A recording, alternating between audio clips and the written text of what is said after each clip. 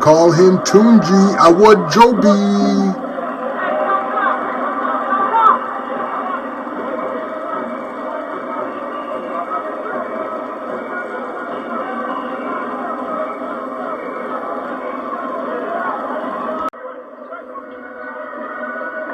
J.U. Ice, Julius Wilson.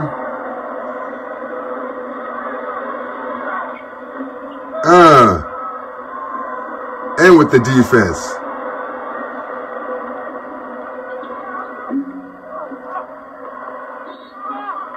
Welcome to another episode of Real Talk with Kingsley Ogwudire. And today we are diving into a topic that is close to my heart. And it should be on the radar of every basketball federation around the world, especially my beloved Nigeria. Now, we're talking about an invaluable role that veteran players can make in mentoring and teaching the next generation of basketball stars, okay? As a former professional basketball player myself, I know firsthand how much I have learned from those that came before me. Today, I want to share a recent conversation that I had with a true legend, a Nigerian and international basketball star, a guy his nickname is Engine Knocker.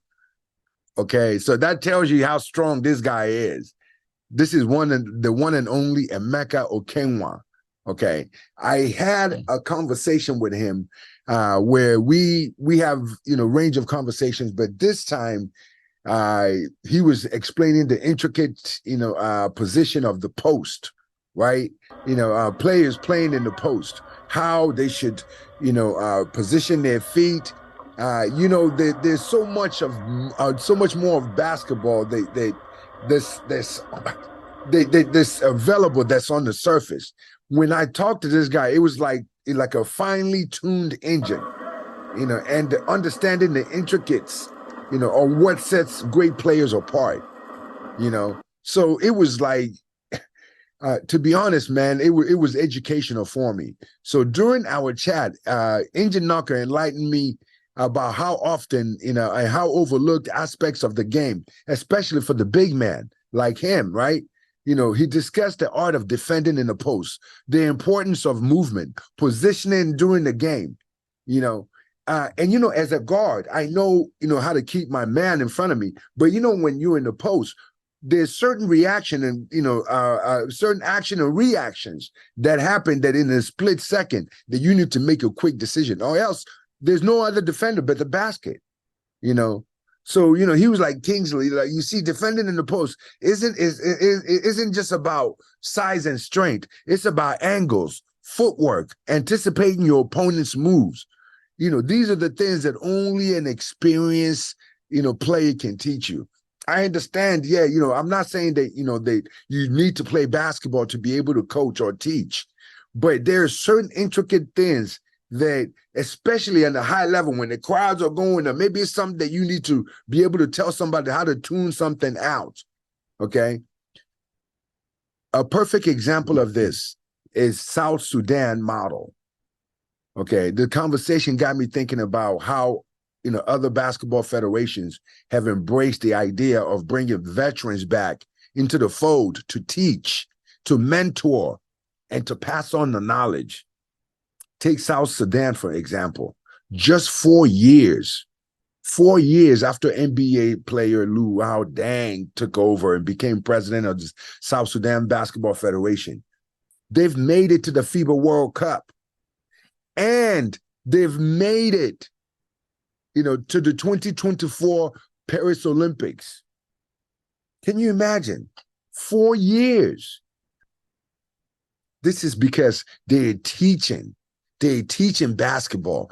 They're not fighting and bickering and who's done the most, or who's done the most for basketball, or pounding their chest and all of that nonsense. They are teaching. Please, I know that a lot of times I may say it wrong, I may yell, I may cuss at you, but it's coming from a place where enough. Let's teach these youngsters. Imagine what Nigeria could achieve if we tapped into the vast pool of knowledge and experience from our former players. I'm not saying make them all head coach. No, I'm not saying that. Bring him in the folds. Bring him so they can teach these big men how to defend properly, how to do things the right way. It's not too much to ask. I'm not asking for me. Don't bring me. I'm not even interested in coming. Bring these guys that want to teach, that are teaching now, that are tapping, so you can tap into their knowledge. Looking into the future.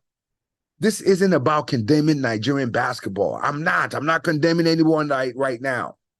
It's about recognizing that we need to look forward and ensure that the sport's growth, we need to look forward and ensure the sport's growth. That's simple. We have players who have been there, done that, and can offer invaluable insights. We need to bring them back into the game. I learned so much talking with Emeka. Engine knocker. He has a lot of knowledge. Somebody like him, I'm not even sure if he has an interest in coaching or helping out, but I know that the way that he explained playing in the post and that conversation left me thinking, wow, what a vast amount of knowledge. We've got to invest in our future, y'all. That means nurturing and teaching the next generation. It's not just about skills. It's not just about understanding the essence of the game.